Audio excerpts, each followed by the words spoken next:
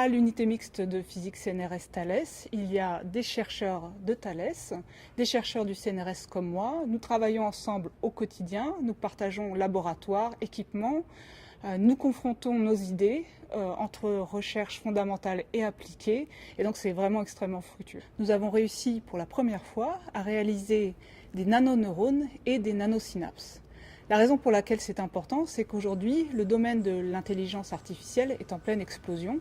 Ces algorithmes sont capables de battre des champions humains à des jeux vraiment complexes comme le Go ou le poker. Cependant, ces programmes, lorsqu'ils tournent sur nos ordinateurs habituels, consomment 10 000 fois plus d'électricité que notre cerveau dont ils sont pourtant inspirés. Les ordinateurs sont constitués de transistors qui sont de simples interrupteurs bien loin de la complexité des synapses et des neurones du cerveau. Il est donc important d'inventer de nouveaux composants qui vont permettre d'imiter de façon électronique les synapses et les neurones. Pour réaliser des systèmes véritablement intelligents, il faut un nombre énorme de ces composants électroniques. En effet, dans le cerveau, il y a une centaine de milliards de neurones. Dans les intelligences artificielles aujourd'hui, il y a 1 million de neurones. Donc le calcul est simple. Ça veut dire que si on veut faire une puce électronique qui est de la taille d'un pouce, il faut que chacun de ces nouveaux composants électroniques soit de taille nanométrique. C'est ce que nous avons fait. Nous avons réussi à réaliser des nanosynapses et des nanoneurones sous la forme de petits cylindres dont le diamètre est 1000 fois plus petit que la taille d'un cheveu. Alors le défi que nous avons dû relever, c'est qu'à ces volumes-là, extrêmement restreints, les composants deviennent capricieux, fragiles, ils sont sensibles aux fluctuations même de la température extérieure.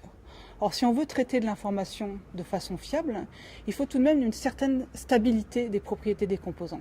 Et pour cela, en fait, nous avons utilisé des matériaux innovants, développés au laboratoire, basés sur des couches magnétiques et ferroélectriques. Il s'agit de recherche fondamentale. Pour l'instant, nous n'avons assemblé que quelques nanoneurones et quelques nanosynapses. Mais nous avons démontré que malgré leur taille extrêmement réduite et leur petit nombre, ils sont tout de même capables de réaliser des tâches cognitives simples, comme de la reconnaissance de mots, par exemple, prononcés par des personnes différentes. Notre but dans le futur, ça va être d'interconnecter sur silicium un très grand nombre de ces nanoneurones et de ces nanosynapses. Si nous y parvenons, nous aurons ainsi réussi à réaliser des puces électroniques intelligentes, consommant très peu d'électricité, capable d'apprendre et de s'adapter aux situations changeantes et mouvantes du monde réel. Les applications sont multiples. On peut utiliser ces puces pour traiter des données massives, pour diriger des véhicules autonomes, des robots, ou encore dans le domaine médical pour des diagnostics ou même des prothèses.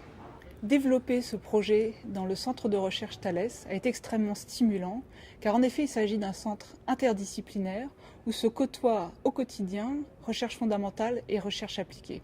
Et pour moi, je pense que c'est vraiment une des clés pour l'innovation.